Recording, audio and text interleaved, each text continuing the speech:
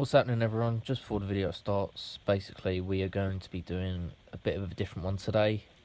We are going to be showing the differences between actually doing or trying to do cinematics with a 3D printed fig rig or gimbal, and obviously with just the usual hand grip mount that the GoPro usually comes with. So I know it's a bit of a different video today.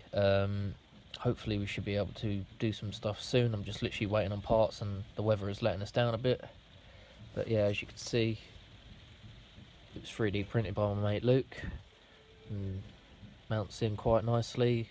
You can see that it's not perfect as it's not like the electronic gimbal, but at the end of the day you can see once the GoPro is attached to this, the footage becomes a lot more smoother, and I'll put in a video where the change happens. But yeah, that's pretty much it. Hope you enjoyed the video.